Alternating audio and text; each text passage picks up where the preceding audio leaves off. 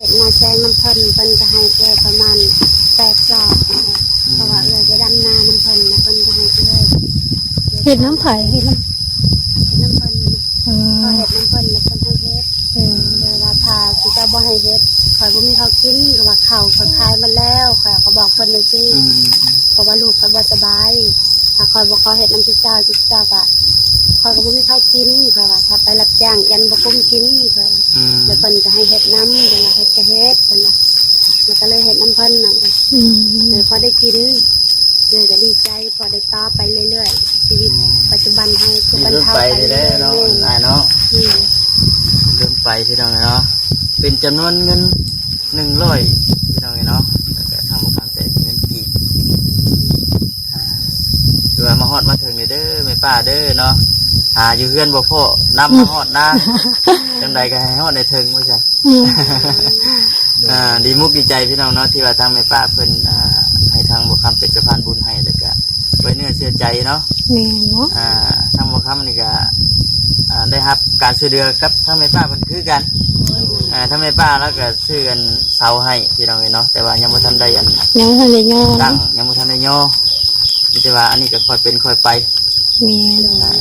สู้ไปคือกันกับมันเอื้อยก็ว่าอยู่แล้วนี่ก็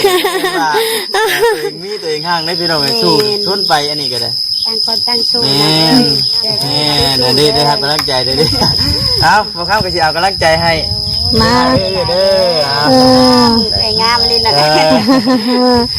ขอบใจแม่ป้าพี่พรเด้อขอให้เพิ่นสุขหลังทั้งนี้ขอให้เพิ่นอยู่ดีมีแห้งบ่มีพยาธิโรคค่าเด้อขอให้เพิ่นลำรวยๆอยู่ผู้เดียวมีความสุขเด้อแม่ป้าพี่พรสาธุทางยินก็ได้อันของคนนี้กันว่าแม่นเนื่องจากอย่างน้องพี่น้องเนาะทางแม่ป้าเพิ่นคิดเห็นทางบ่คำว่าเกี่ยวจังได้เลยเฮ็ด YouTube ก็คือว่าแหละรายได้ก็บ่ได้รับทุกเดือนคือคนอื่นเอาไว้ทันซะ3 เดือน3 เดือนพี่น้องเนาะก็ถือว่าพยายามชุดอยู่แต่ว่ามันก็คือว่าแหละสู่ชนไปพี่น้องเนาะเก็บกรรมไปฝากเงินไปให้ทั้งเงินสาวอินเนเดอร์ไว้ซั่นดีใจได้ยิ้มเลยแปลว่าอยากซื้อยังอยากใช้จ่ายยังก็ซื้อเครื่องใช้ของซอยในใดมันจำเป็นได้แม่นในใดมันจำเป็นนั่นแหละพี่น้องเนาะซื้อใช้จ่ายจะเอาไปซื้อยังจะเอาไปซื้อของเข้าห้างเอาไปตื่มกันเนาะแม่น่ะไปตื่มกันลักๆเลยก็เอามอบกันป้าเป็นเด้อโอ้ยแล้วก็ขอบคุณทั้งแม่ป้าพี่พรในร้านเนาะเป็นไรละครแม่ป้าอยู่ดีมีแห้งคนเจ็บจะได้คนไข้เครื่องที่ว่าตัวใดมันเพ่เขาก็แปลงน้ำบุทันพุ่มกันเลยบัดนี่บอกเขาเสียไปแปลงบีรถนี้พี่น้องเนาะบีหน้าในแตกเอาใส่จับขี่กับมันจะควายเดี๋ยวไปพี่น้องยับอีกนี่ดิบีหน้านี่อยากแตกแล้วนี่แตกแล้วมันว่าอยากแตกแล้วแตกกับโชคแน่นี่โชคก็ย่อยบดลิ้นแล้วเราต้องถามอาการก่อนส่วนใดที่ว่ามันแพงเขากันทีละโจ๊ไว้ก่อนแล้วก็บีลังอีกพี่น้องเนาะกระจักทั้งหน้าทั้งหลังอันนี้คือรีวิวพยาธิที่ว่ามันเป็นโอ้รถนี่ก็ถือว่ามาอยู่น้ำบ่ค่ำกันโดนเติบเลยพี่น้องเป็นรถ2-3 ปีแล้วเป็นรถของอ้ายผมมาจิตเพิ่นแต่เพิ่นยังบ่ทันได้มีครอบมีครัวว่าซั่นซะแต่เพิ่นเป็นผู้บ่าวแต่ว่าบ่ค่ำเอาเมียก่อนเพิ่นเด้แต่ว่ายังบ่ทันได้มีหยังบ่ค่ำนะว่าง่าย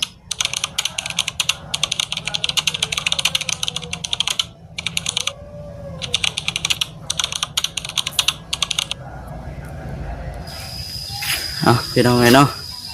เปิดคลิปเปิดภาพมากะอยู่แคมป์ป่าหมู่บ้านแคมป์ป่าไปสันพี่น้องเนาะ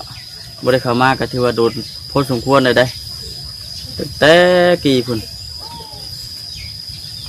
จังหวะ FC ทางอันพ่อแม่พี่น้องจะว่าลืมเลยไปจักดิถือว่าเกือบปีนึงเลยแหละพี่น้องเนาะ เดี๋ยวจังหน่อยเดี๋ยวบ่ครับสิไปเลาะเบิ่งก่อนตั้งใจมาหาเพิ่นพี่น้องเนาะแต่ว่าก็เบิ่งนี่จากที่เบิ่งนี่คือสิบ่อยู่เลยล่ะเบิ่งสมอยสมีอยู่ว่าซั่นแน่เบิ่งคันใดก็คือเอาขึ้นเทิงเฮือนพี่น้องเนาะก่อนอื่นก็มีแต่ว่าทักทายสบายดีเด้อพี่น้องเด้อเนาะทักทายสบายดี FC กันเบิดสุขุสุคนพบพ่อบ่าวค่ำคือเก่ามื้อนี้น่ะพอดีว่าตั้งใจเดินทางมาหาทั้งสาบุญพี่น้องเนาะ สาบุญกับอันบ่าวเลินเป็นเคสเก่าว่าซั่นซะตั้งแต่ปีพุ่นแหละเคยเข้ามาเฮ็ดเรือนเฮ็ดชานให้เพิ่นคือปัจจุบันนี้น่ะได้เรือนได้ชานเรียบร้อยแล้วพี่น้องเนาะแต่ว่าคือสิแม่นประจำอยู่นะจากที่เบิ่งนะพี่น้องเนาะเพราะว่ามีอันทางแม่ป้าเพิ่นพี่น้องเนาะทางแม่ป้าวิพรเพิ่นได้อันฝากเงินมาให้ทางบ่าวคำเป็นสะพานบุญให้เนาะพี่น้องเนาะผู้เชื่อเพิ่นเฮ็ดเฮือนเฮ็ดซ่านให้นี่แหละพี่น้องเอ้ยก็บ่ได้แม่นผู้อื่นผู้ไกลดอกก็ถือว่าคิดเห็นว่าซั่นซะคิดฮอดคิดถึงยังเป็นห่วงเป็นใยอยู่ว่าซั่นเพิ่นก็ได้ก็เลยให้บ่าวคำน่ะมาเยี่ยมยามถามไทยเป็นได้แน่ว่าซั่นคุมื้อนี้มีแต่ว่าสิเข้าไปเลาะไปชมเบิ่งก่อนพี่น้องเนาะจังสิตามล่าแล้วบัดนี้ จังไดก็มีแต่ว่าเนาะขอบุญขอบคุณทางแม่ป้าวิพรหลายๆเด้อเนาะที่คิดเห็นทางบ่คำให้เป็นสะพานบุญให้ก็ว่าแม่นพี่น้องเนาะแล้วก็เพิ่นก็มีน้ำจิตน้ำใจพี่น้องเนาะให้เงินทางบ่คำนี่ก็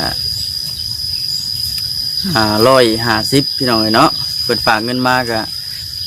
300คือให้ทางเงินสาบุญนี่ก็100มีแต่ว่าเขาก็สินำไปฮอดให้ฮอดหน้าเพิ่นพุ่นแหละสบายดีเด้อสบายดีค่ะมื้อนี้ให้ออกนอกก็บ่ได้แม่นว่าบ่อื่นบ่ไกลสำบ้านเดียวกันเด้อพี่น้องเนาะสำมันกับบ้านเดียวกันเลยแต่มันก็บ่ได้นำปากันไว้ซื่อถึงนั่นก็ฮอดเด้อแม่นโอ้เทื่อโดนเลยเนาะบ่ได้มาเนาะเป็นปีเกือบเป็นปีแล้วพี่น้องเนาะทวิตนั่นบ่คำว่าสิอัน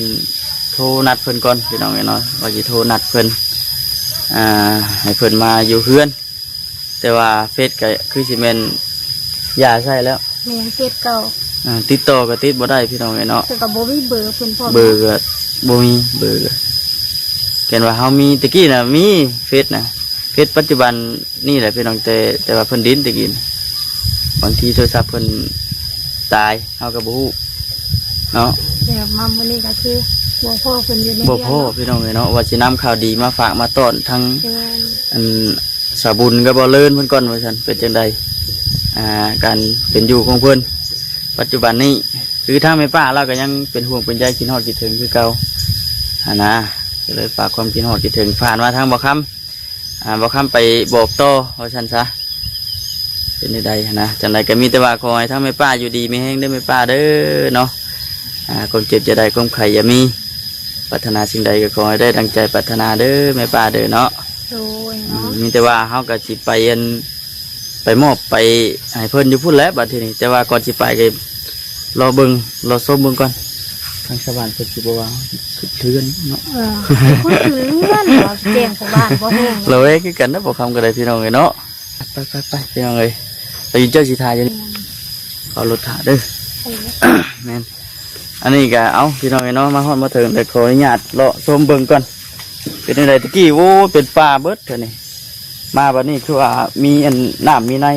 เดี๋ยวเพิ่นเจาะเองบ่เด้อมีอันทางอันผู้อื่นเป็นสะพานบุญให้บ่เด้อว่าจังไดเนาะเดี๋ยวเฮาสิไปสอบถามเพิ่นอีกก่อนเป็นตัวนี้ก็ได้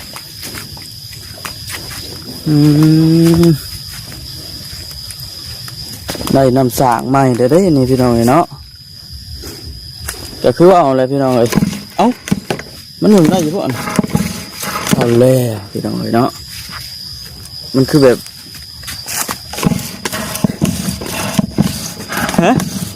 เมื่อไรเบิ่งนี่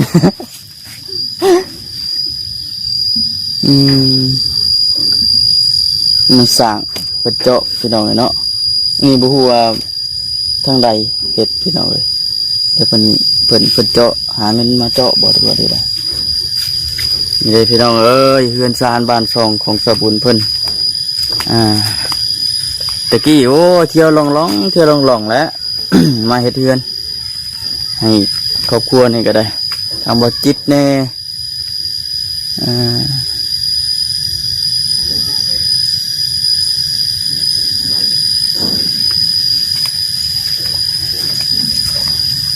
ยังบ่ได้ผูกเพอย่างดอกพี่น้องเนาะยังคือเก่ายังงามคือเก่า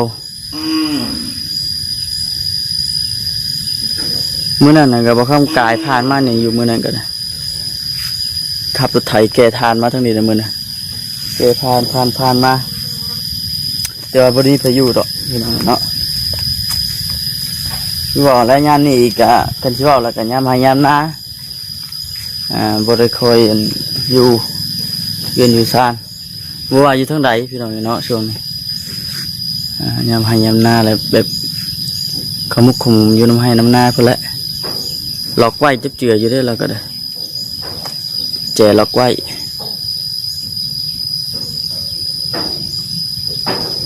โอ้คักพี่น้องเนาะป่ะเฮาก็มีแต่ว่าสิพากันลุยต่อบุกไปถึงที่ให้ที่หน้าเพิ่นพูดแล้วจังใดก็มีแต่ว่าหายมันฮอดมันถึงเนาะ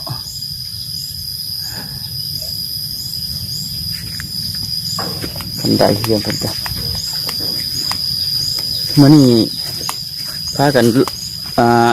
ไป2คนกับสอินก่อนว่าซั่นป้าสอินป่ะออกหน้าพูดแล้วเฮาก็ได้ป่ะผู้ว่าสิไปถึงบ่ได้ผู้เห็นพี่น้องเลยที่นี่ออกไปกับเพิ่นก็งงเงาเพิ่นจะเปลี่ยนทางนี้บ่เพิ่นว่าโอ้ยนี่แหละเพิ่นว่าบ่ได้ไปโดนเนาะเจ้าของเลยว่าเอาแล้วมันทางเมื่อโอ้เบิ่งเอาโอยพี่น้องเลยบ่จื้อ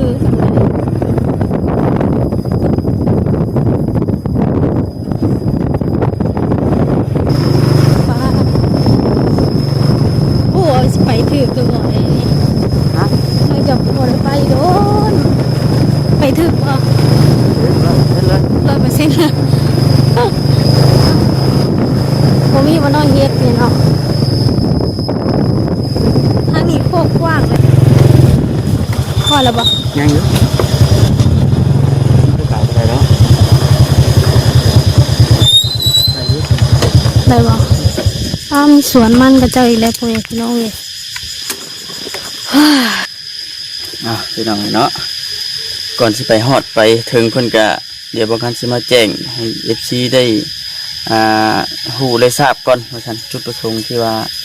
อันว่าบอกคำเข้ามาหาเพิ่นในมื้อนี้ก็คือเดี๋ยวพี่น้องหาตั้งกล้องก่อนขากล้องสิลงเนาะ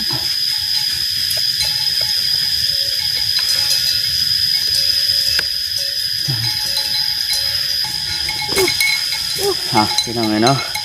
จุดประสงค์ที่ว่าทั้งบอกคำเดินทางเข้าไปหาเพื่อนในมื้อนี้ก็คือมีทาง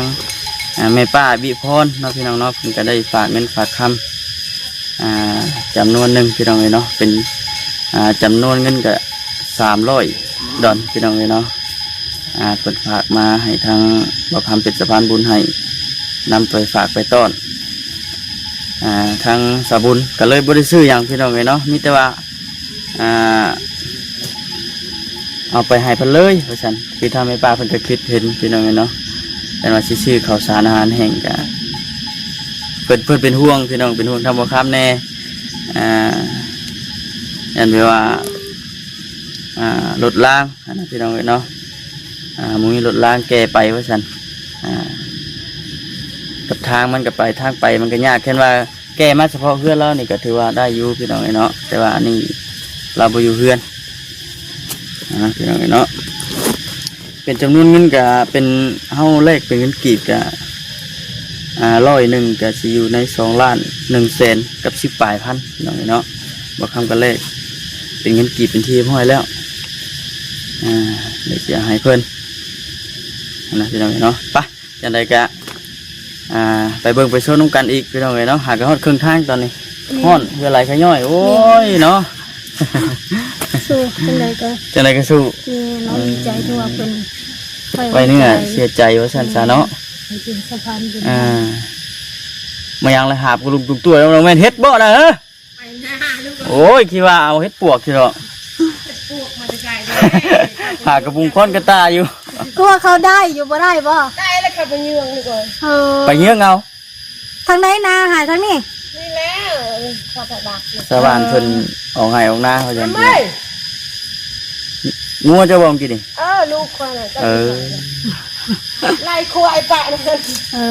ห่วยเนาะจักควายจักงัว งัวเนาะ คนลึกกะลีไอ้ คนนี้ยังได้ลูกเอ้ย ไปที่เราเลยจังใดกะลุยต่อเฮา ไป มาหอดอดเจาะพอดีต่ำเลยพี่น้องเอ้ยเอาจับกล้องกันเลยว่าสิขี่ไปเทียงมาได้ไงมาเฮือนไปเดือดตื่นอยู่นี่อยู่เลยเนาะจะมาหอดโรงงานกันเลยพี่น้องเอ้ยธุรกิจมืดเพราะจังหวะบอกเขาบ้านเขาเมืองแล้วเนี่ยสบุญนี่ธุรกิจมืดจะนี้สบายดีเด้อ สบายดี จะไปหน้าตาจะโดนพี่น้องเนาะ ลักลี่ ลักลี่อยู่นี่ แมน งามนิทานเนาะโอ้ย คักพี่น้องเนาะเยี่ยมหามาพวกนี้มาเว้ยอยู่เรือนเมื่อกี้นี่บุเห็นบุโหยามนานะแม่นอยู่นี่แม่นยามนายามนี่แม่นบุเปิดมือบ่อน้ำบ่ได้มี บ่มี ช่วงอัน ยังบ่ขึ้นนะ เฮาเข้ามาตอนนั้นน่ะพากันขี่เรือไปครับเจ้าหน้าไปล้างนาก่อนว่าซั่นติไปเบิ่งใกล้ๆโอ้หากระคดเต่าแล้วบ่ แม่น ไม่เดี๋ยวมีแต่ไม่เนื้อที่นั่นเนาะอันนี้เฮ็ดตัวมือนี่อะไรแบบนี้ เลยบ่ได้เอาเท่าเลยหากาออกมื้อนี้ ปกติมันอยู่ใส่บ่อนบ่ขึ้น ว่าเพิ่น อยู่นานหรือบ่ เฮ็ดเตาหั่นบ่ บ่ขึ้นว่าจะอยู่คู่มื้อ ก็มื้อบ่บางมื้อก็อยู่หน้ามื้อก็อยู่เฮือนมื้อบ่ได้มื้อเฮือนประมาณ4คืนนี่แหละ สี่คือปกติจะกับมื้ออยู่เที่ยวมื้อ แม่นเที่ยวเมื่ออาจจะนั่นหน้ามื้อนั้นเฮือน เออบ างเที่ยเราก็มื้อนั้นเฮือนคือกัน รอเบิ่งกินสิล่ะได้น้ำฟอกแล้วเนาะบัดนี้เนาะ ได้แล้วนะได้แต่เราคิดพอดีเอาเงินมาให้เอง อันนั้นนะ แม่ก็เลยทางน้ำปอกก็ได้ใช่อยู่เอาก็ได้ละ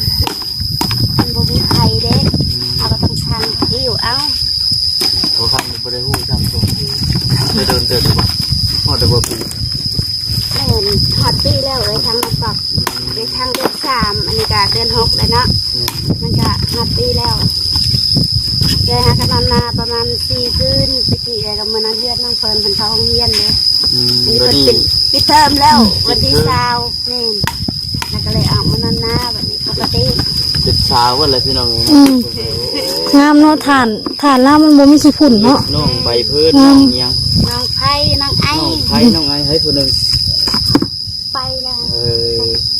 มีแต่ มีแต่ลูกสาว ว่าต่อย เพิ่นไปเฮ็ดได้ใดพี่น้อง เราคำเพิ่นอย่าพูดชูดนะ อันนี้มันอยู่ในบุญวาสนาเนาะ โซก็เอ้ยบุญอยู่ได้เด้อ เห็นมันอยู่ในบุญวาสนา โทรหาอันเฟซหันมันติดต่อบ่ได้ เพราะว่าเอ้ยบ่ได้ใส่เฟซนะเอ้ยมีแต่เอ้ยใส่มือถือ เบอร์ให้เบอร์โทรเอา เฟซเอ้ยหันเอ้ยยาใส่แต่ดอนเพราะว่าโทรศัพท์ตกขีตภัย เอ้า ขีตภัยเดือน3มันเด้รู้จักว่าโทรศัพท์ตก ช่วงมันหนาวฮะ แม่น สิจะบ่แตกกันเนาะ บ่แตกมันไหลทางหัวเด้มันไหลทางแวดกะสิแตกกะสิตื่นอยู่ เดี๋ยวยังดินได้ปกติอยู่บ่ บ่เสียเลยปะเลยเจอกะทิมเลยมันใส่บ่ได้ แต่ว่าคือปัจจุบันนี่น่ะใช้โทรศัพท์กดปุ่มเอา แม่ใส่ตั้งโต๊ะเอา ใส่มือ ก็เลยติดตามหาบ่ได้ โทรหาเพิ่นตั้งแต่อันมื้อเช้านี่แหละพี่น้องนี่เนาะมื้อวานนี่นะว่าสิโทรอันแจ้งตั้งแต่มื้อวานนี่บุญแล้วสิบ่แปลกใจว่ามีหยังเด้เนาะแล้วหั่นนะ สิเวียกอยู่เลยแบบเนาะมาเยี่ยมเบิ่งอยู่เด้ออันสมบูรณ์เลย โด มาเยี่ยมมายามเบิ่งเป็นได้ได้นะ หวานก้าแล้วบอก ได้หากะวานได้ทิศหนึงจ้ะ เพราะว่าช่วงหลังๆกับพอได้เงินใช้หนี้เพิ่นน่ะก็เลยจูบบ่ได้หวาน ก็สิได้ใช้หนี้เพิ่นอายเพิ่นเป็นไข้เลือดออกว่าหันก็ติดหนี้กับเจ้า เป็นพันแล้วก็ล้านๆอีกเด้เป็นไข่บาทเดียวเลยก็ข้าวในเราจะไม่เหลือจะมีเขากินมีขายจงกินได้7 กระสอบขายเอาข้าเจ้าเขาห้องหมอเด้ก็ติดหนี้ พ่อ แพ น้อง ทย์ คน อี นี้ ก บ่ ทั้งอายจะทั้งลายจะไม่ พ่อทั้งลูกเลย มีแต่ผู้เดียวที่เหลือก็ยังดีอ่ะถ้าเป็นไข่หมดจากไฟชิเบิงไฟช่วงนั้นหันวางเดือน3หัน เมียแล้วช่วงหนาว ได้เติบได้หนังอายเจ้าผู้เดียวแล้วก็หมด2 ล้านปลายผู้เป็นไข่เลือดออกเลย ไข่เลือดออกเนาะ คิดปลายมือไปนานทั้งหมอแล้วก็น้องเจ้าอีก3 คนในน้องนี่เป็นไข่ตุ้มหมักแดงแต่คิดปลายมือผู้ละ8 มืออยู่ห้องหมอเลยก็หมดลายไปนี่น้องเลยหาเงินเสียหน้าเขาไม่มีเงินเลย มาโดนแล้วเนาะชื่อทั้งมาเลย จีทางมาเฉยลงนี้เลยน้อง เจ้าสิกลับเมื่อป่า ออกมาจากเพื่อนเลยว่าชี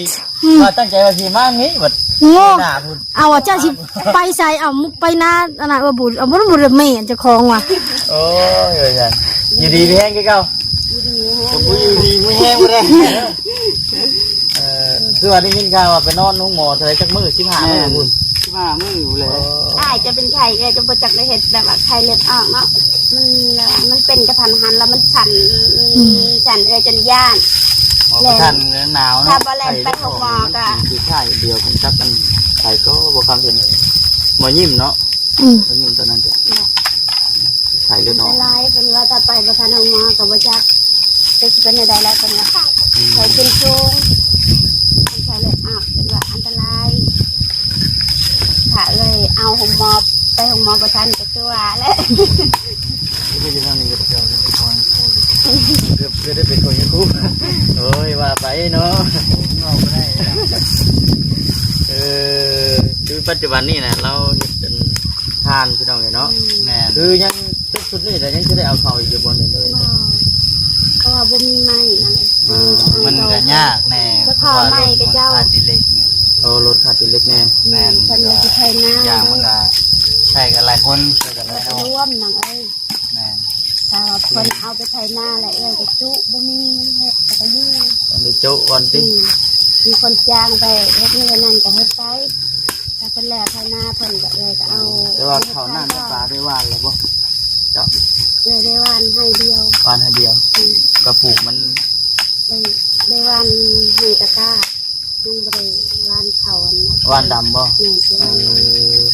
เพราะว่าไทยวุฒิเงินไทยมีเงินค่าทานและ ทานทาน คือว่าที่รักเลยก็แม่นเลย ฮะ ถ้าว่าบ่เฮ็ดก็บ่ได้บ่มีเด้ โอ้มันก็ได้นอนอยู่แล้วเรื่องกันได้เนาะ คือว่าบ่เฮ็ดไปพอได้แก้ไขใน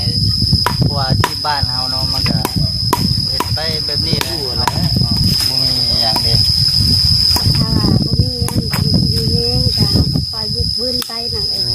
เจ็บบ่เป็นกันเนาะ ถ้าบ่เจ็บบ่เป็นถ้าเจ็บไข้ไอ้นาวก็เอาซะเนี่ยยังนั่งอีก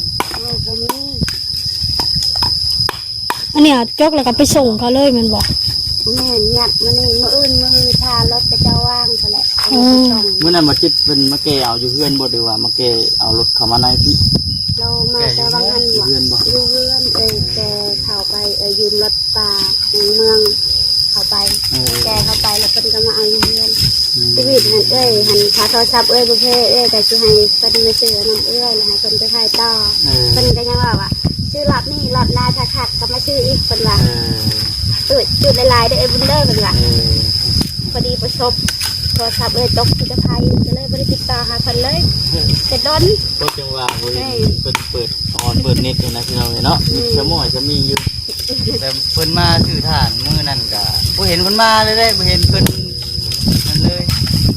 เป็นอะไรเด้ มาหรือบอก บ่จักอยู่บ่ว่า บอกจะได้ลง คิด ที่ หา ไหน ด ไว้ กันล่ะ ถึง เก่าเนาะ แม่น โอ้ยล่าสุดนี่มื้อนั้นบ่ค้ำเข้ามาตั้งแต่อันเพื่อนเพิ่นแล้วเพิ่นบ่จักบ่ แม่น แต่เพิ่นแล้วเนาะ แม่นนะ ก็เลยบ่ค้ำก็อยู่ใกล้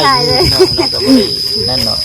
มื้อนั้นก็กายเพื่อนอยู่มื้อนั้นก็มาแก้เอาทานอยู่บ้านใหญ่นี่แหละกายเพื่อนไปคือบ่มีพายุอันนี้ว่าซั่น แก้ท่านได้ก็ จัก ทางเขาไอ้ลือ โอ้ ถ้าพอเราสร้างไว้สร้างให้เจ้าไว้มื้อนั้นบ่ค้ำ แน่ แม่น นั่นแหละจุดประสงค์มื้อนี้น่ะคือมีข่าวดีอยู่มื้อนี้ก็เลย อย่างเด้อ ยังเข้ามาใกล้เอาดิเนาะโดนๆถึงเอาฉันจึงจะได้มีข่าวดีข่าวดีก็คืออันแม่ป้าวิพรทั้งเอ้ยจะได้เป็นสิชื่ออยู่บ่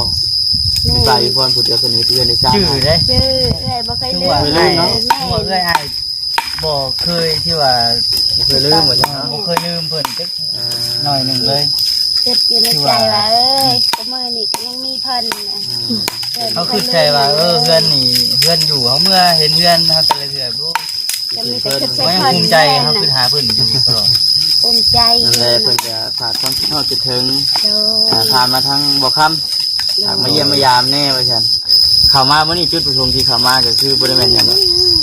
ตั้งมุกตั้งใจเข้ามา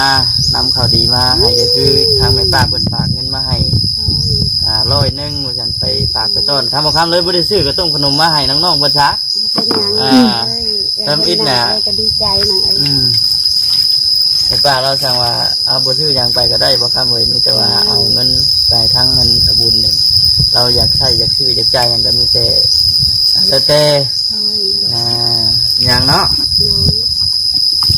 เบิ่งบ่คันสิเอาเงินให้กันที่ไหนกันเนาะมีแต่ว่าเอาไว้ใช้จ่าย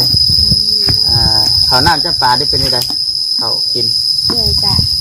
จะเห็นงานแซงน้ำเพิ่นเพิ่นจะให้แกประมาณ8 จอบ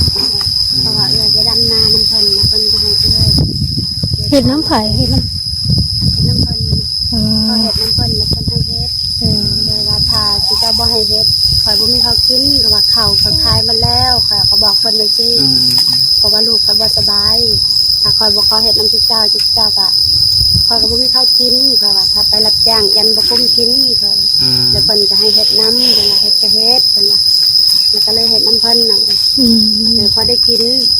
เลยก็ดีใจพอได้ต่อไปเรื่อยๆชีวิตปัจจุบันเฮาคือบรรเทาไปเรื่อยๆ เนาะเนาะเริ่มไปพี่น้องเนาะเป็นจำนวนเงิน100พี่น้องเนาะแล้วก็ทำความแต่เงินกี่คือว่ามาฮอดมาถึงเด้อแม่ป้าเด้อเนาะอยู่เพื่อนบ่พ่อนำมาฮอดนะจังใดก็ให้ฮอดได้ถึงว่าซั่นดีมุกดีใจพี่น้องเนาะที่ว่าทางแม่ป้าเพิ่นให้ทางบ่คำเป็นสะพานบุญให้แล้วก็ไว้เนื้อเชื่อใจเนาะ แม่เนาะ ทางบ่คำนี่ก็ได้รับการช่วยเหลือครับทางแม่ป้าเพิ่นคือกันทางแม่ป้าแล้วก็ซื้อกันเสาให้พี่น้องเนาะแต่ว่ายังบ่ทันได้อัน ยังทันได้ย่อ ตั้งยังบ่ทันได้ย่อมีแต่ว่าอันนี้ก็ค่อยเป็นค่อยไป แม่ จะสู้ไปคือกันกับมันเอื้อยก็ว่าอยู่แล้วนี่ก็ว่าตัวเองมีตัวเองห่างได้พี่น้องสู้ทนไปอันนี้ก็ได้ ต่างคนต่างสู้นะขอเป็นกำลังใจให้นั่งเด้อ ได้ครับกำลังใจได้ดิเอาบ่ครับก็สิเอากำลังใจให้ มา เด้อ ไอ้งามเลยนะขอบมาขอบใจแม่ป้าพี่พรเด้อขอให้เพิ่นสุขหลังทั้งนี้ขอให้เพิ่นอยู่ดีมีแห้งบ่มีพยาธิโรคค่าเด้อขอให้เพิ่นลำรวยๆอยู่ผู้เดียวมีความสุขเด้อแม่ป้าพี่พรสาธุ เนาะดีใจนำเด้อ ก็ดีใจเด้อ เอาไว้ดีเด้อเฮียเดี๋ยวปัญหาควัดค่ะ ว่าคำว่าเห็นหน้าน้องสองคนมาหาในมื้อนี้ก็ดีมกดีใจขอให้พวกน้องอยู่ดีมีแห้งเด้อ สาธุเนาะ ปัฒนาสิ่งใดให้ได้สิ่งนั้นเด้อนังเด้อ ธุคือกันเนาะ คือกันนะ ทนสู่ทนไปได้จ้ะเฮานี่เฮ็ดอันนี้ก็เฮ็ดไปช่วงเฮ็ดนาเฮ็ดนาก็โจ๊เฮ็ดนาเฮ็ดนา แม่จังได๋ฝนนี่แฮงสิเฮ็ดบ่ได้เลยฐานนี่เนาะ ถ้ายามฝนก็ได้จุถ้าเช้าตกก็ได้จุถ้าจุดวันนี้ก็ยังหาซื้อไม้เพิ่นนี่อายเพิ่นก็ยังไปขอไม้น้ำบ้านเพิ่นแก้ได้เพิ่นทางไปทางนั้นแม่ถ้าบ่คอก็บ่มีไม้ได้ทางเจ้านี่ บ้านได้เขาบ่ได้ปลูก เขาบ่ได้ปลูกมันแล้วเขายาปลูกนี่แล้วไม้เขาดูดออกแล้วก็คอ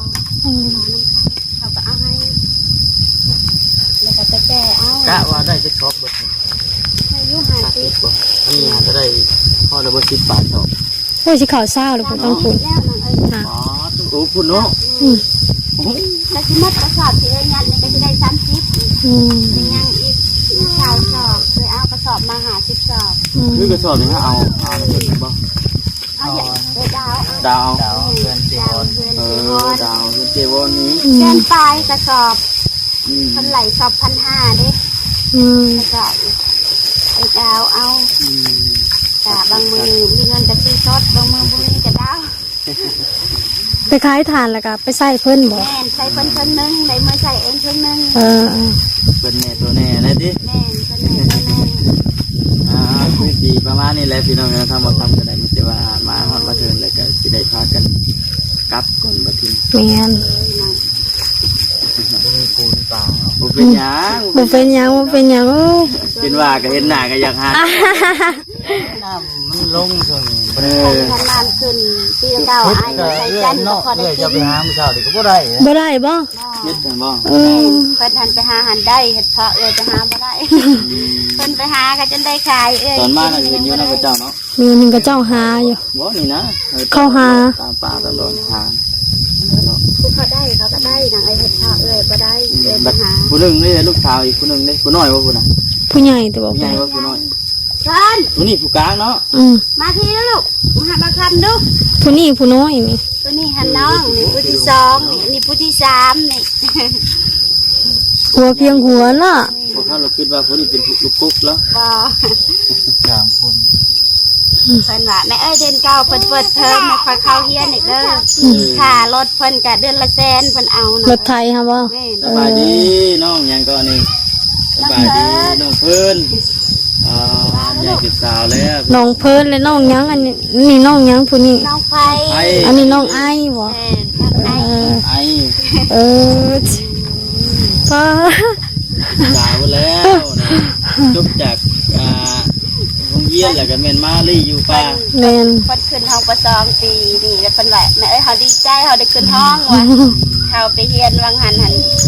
เข้าห้องป .1 ได้เซ็งวันที่20เพิ่นได้ขึ้นห้องเพิ่นดีใจ เป็นแล้วบ่คือเป็นแล้วบ่น้องเพิ่น เป็นแล้วว่าสิชื่อ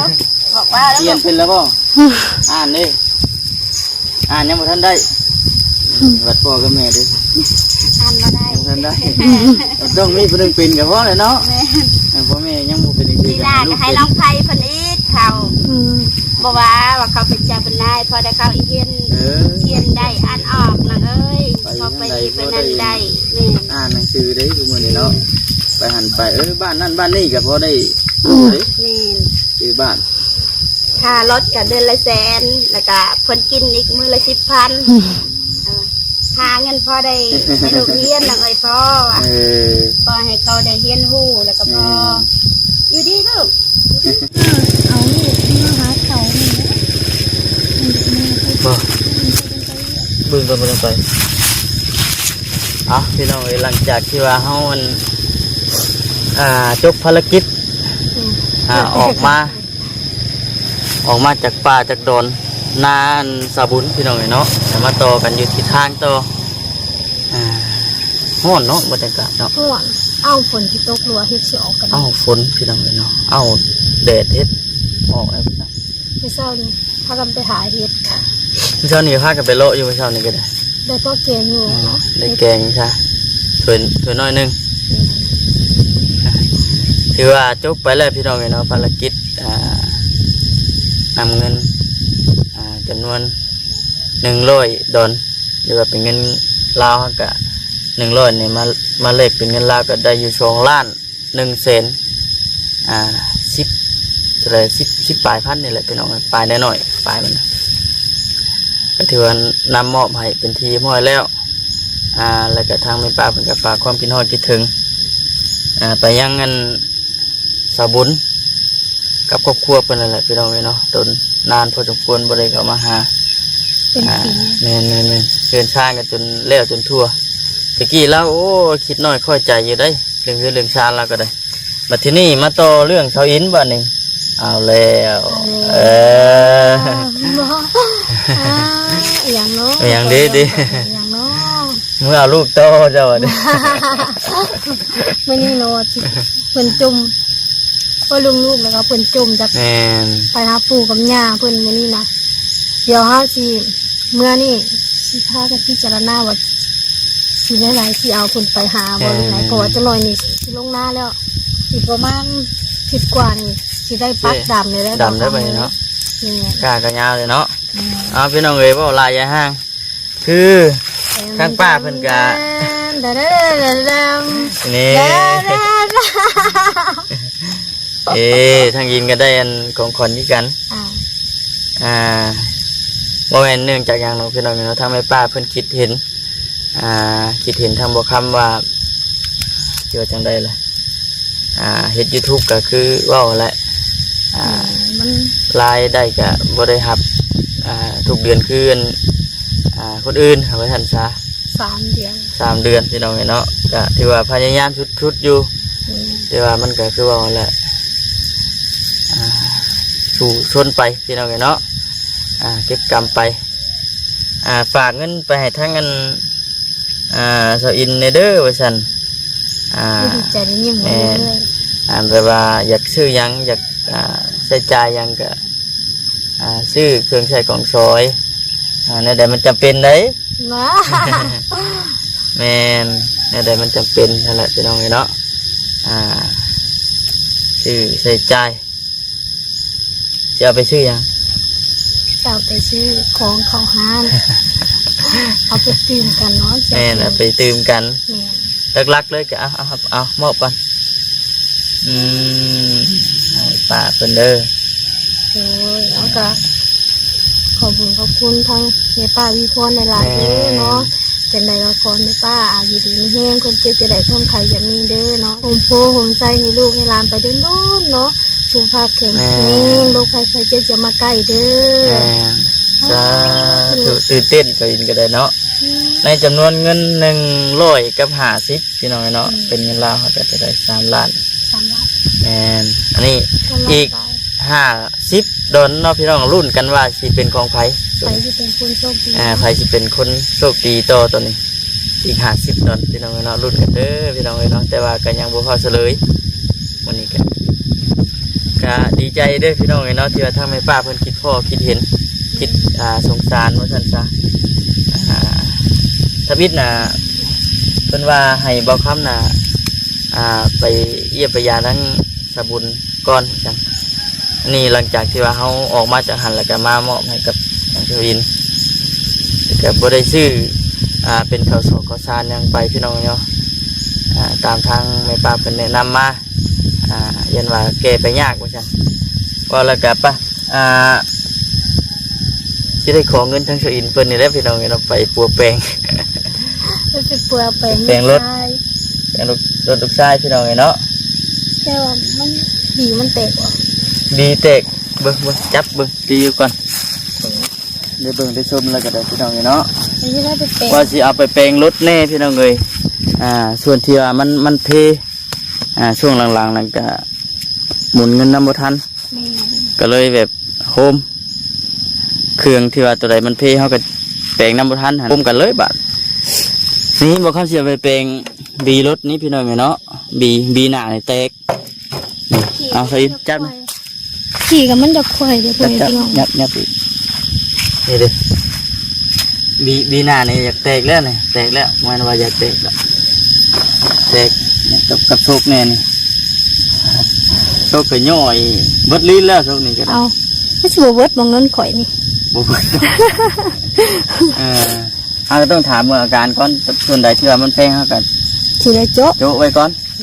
แล้วก็บีลังนี้พี่น้องเนาะกระจักทั้งหน้าทั้งหลังอันนี้คือรีวิวพญาติที่ว่ามันเป็นโอ้รถนี่ก็ถือว่ามาอยู่น้ำบ่ค่ำกันโดนเติบเลยพี่น้องเป็นรถ2-3 ปีแล้วเป็นรถของอ้ายผมมาจิตเพิ่นแต่เพิ่นยังบ่ทันได้มีครอบมีครัวว่าซั่นซะแต่เพิ่นเป็นผู้บ่าวแต่ว่าบ่ค่ำเอาเมียก่อนเพิ่นเด้แต่ว่ายังไม่ทันมีหยังบอกคำนะบอกง่ายๆเอาเนี้ยแต่ว่ายังไม่มีหยังเนาะถ้ามาสร้างตนน้ำกันแต่กับยังบ่ได้ยังคือเก่าสร้างตนน้ำกันก็ได้เลยมีแต่ว่าปัวแปลงเอาส่วนเถื่อมันเทตะกี้อยู่น้ำเพิ่นก็โดนแล้วแต่ว่าง่ายๆอุปกรณ์เครื่องมันก็ยังบ่ได้แพงแบบนี้เนาะ นี่ชิ้นหนึ่งเฉพาะเปลี่ยนบีมันถึงยังแสน ขามือยังอีก ขามืออีก บ่เป็นหยังเนาะเบิดเท่าใดก็ นี่ก็กินกันย่อยสะคือว่าแล้วมันกัดตนเลยเนาะ มันโดนแล้วเป็นอยู่น้ำ นี่มาใกล้ๆสิ อยู่น้ำอ้ายก็บ่แม่น5-6 ปี พุ่นแหละ แล้วก็มาอยู่น้ำเฮาอีกก็3 ปี4 ปีสิเข้า5 ปีแล้ว มันคือแบบ อือ เนาะผมมาอยู่ในห้องกับมัน5 ปี6 ปีจ้ะ แม่น อยู่ในง่ายก็โดนเติบ อยู่ เลย น้ำอ้ายก็เป็น4-5 ปีแล้วอยู่ หลัง น้ำอ้าย จาก ก็ เที ได้ ยบ ลด นั่นแหละก็ อาชีว่าแล้วก็ลดคำลดคูณอยู่ได้เนาะ คูณแล้วนี่ ลดคำลดคูณลดมุ่นลดมั่ง แต่ว่าส่วนใดมันเฮาพอแปลงเด้อแปลงไปก่อน แม่นเดี๋ยว มันได้อีกก็ต้องแปลงอีก แม่นเดี๋ยวจะคอยเก็บเงินโฮมไปเรียกกะว่าได้หักจัก10 ปีได้ล่ะ ความประคำดีใจก่อน แม่นเอาไปมานั่งจุดเก่าจุดเดิมเฮาก็ได้ได้สิขอบบุญขอบคุณทางแม่ป้าเพิ่นอีกรอบพี่น้องเอ้ยเนาะพี่น้องเอ้ยเนาะคลิปนี้ก็คือสิได้จบก่อนว่าซั่นถือว่าเวลาก็โดนนานพอสมควรเอาจังใดก็มีแต่ว่าเนาะก่อนอื่นก็ทางบ่คำเซาอินก็มีแต่ว่าขอกราบขอบบุญขอบคุณทางแม่ป้าหลายๆเด้อเนาะจังใดก็ขออยู่ดีมีแฮงเฮ็ดหยังสร้างหยังก็ขอเจริญรุ่งเรืองก้าวหน้าต่อไปเด้อเนาะอย่าเจ็บอย่าจน รักกับสุขภาพด้วย แม่ เนาะ